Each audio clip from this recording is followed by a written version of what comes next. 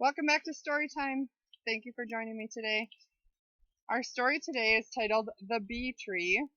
It was written and illustrated by Patricia Polacco. Patricia Polacco writes a variety of different stories, but this one is one of my favorites.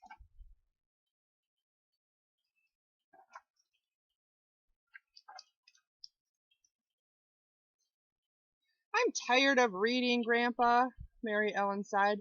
I'd rather be outdoors running and playing. So you don't feel like reading, eh? Feel like running, do ya? Then I expect this is just the right time to find a bee tree, he said, taking down a jar and putting on his lucky hat. What's a bee tree, Grandpa? Mary Ellen asked. Well, it's where the bees make their home. It's where they keep the honey, the sweetest in all the land, Grandpa chirped excitedly. But we already have honey, Grandpa, Mary Ellen said. Ah, but not honey like this, her grandpa answered with a wink. Mary Ellen and her grandpa put on their coats and went outdoors. They walked past the hollyhocks to the garden and found bees gathering pollen from the flowers. Her grandpa carefully trapped some in the glass jar, making sure not to hurt them. When he was sure that he had enough, he smiled and leaned close to Mary Ellen. They'll take the pollen back to the hive to make it into honey, and we'll be right behind them. Then he slowly loosened the lid of the jar and let one single bee escape. It stayed on the mouth of the jar for a moment, then flew straight up, then buzzed toward the cornfield. Quick now, run! Grandpa called out as he began to chase the bee. Just then Mrs. Goblock from down the creek was walking by, baby Sylvester in his carriage. Mary Ellen and her grandpa ran by them. We're off to find a bee tree today, Grandpa shouted.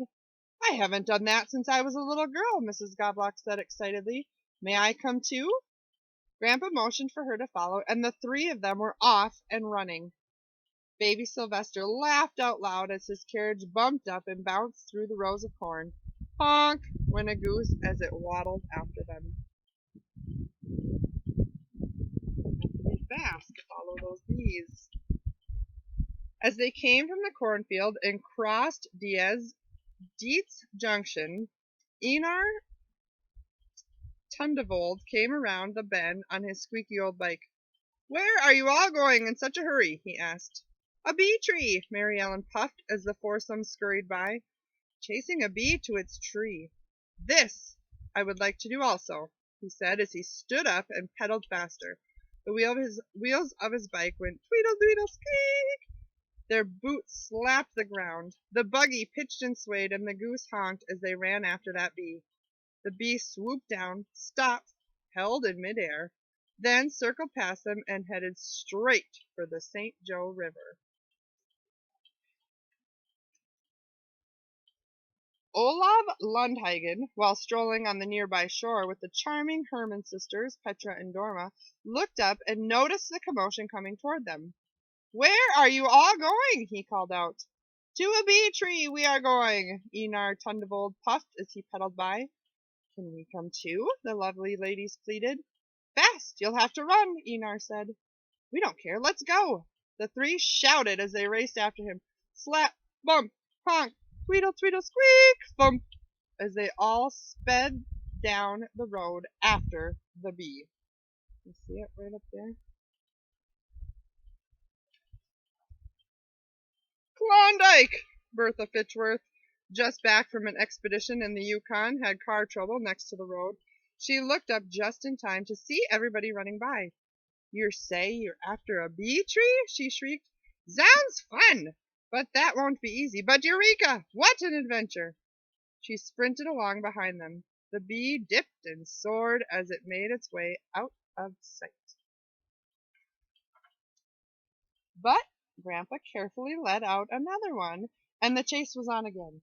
The noisy, merry bunch galloped over the bird-talk fellow ridge, only to run smack dab into Fiduciary Longdrop's herd of goats.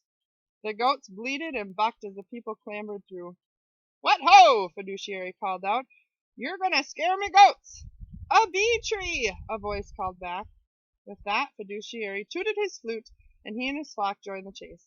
"Bounding Billies, this'll be great," he said in a dead run. Whew. 3 traveling musicians looked up just in time to see a thundering stampede of goats, buggies, people, and bikes coming straight for them. "Why are they all running, Pa?" one of the boys asked his father. "We're after that bee," Grandpa said, pointing at the small dot in the sky. "It's leading us to a bee tree," Mary Ellen wailed as she shrieked by them. "Come along, Klondike," Bertha chortled as she hopped past. Slap, bump, bleat, honk, tweedle, tweedle, squeak, bump. As they went as they ran. Hoofs clattered, rows of corn parted, nothing really mattered but chasing that bee. They ran through Griner's Bluff and into Bishop's Meadow, around Dead Man's Tree, and then back to Bird Talk Hollow.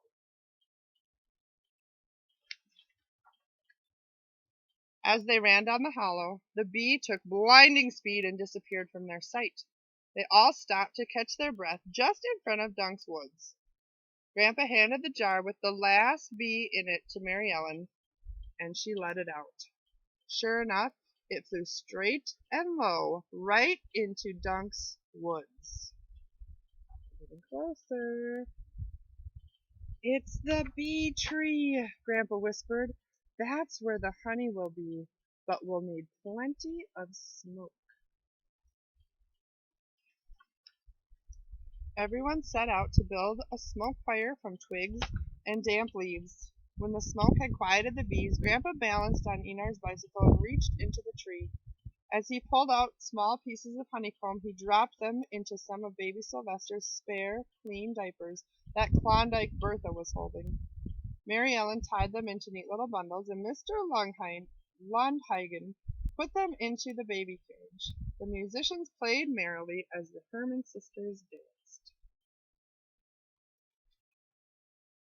Grandpa invited everyone back to the house for baking powder biscuits, fresh brewed tea, and, of course, the honey.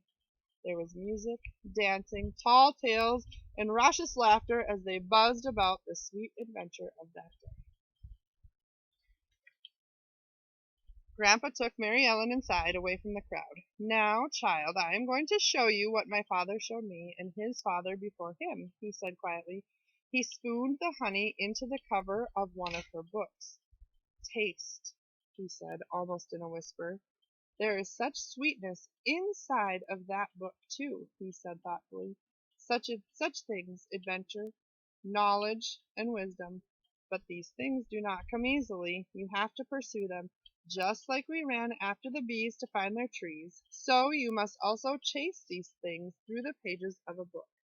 Then he smiled and hugged her.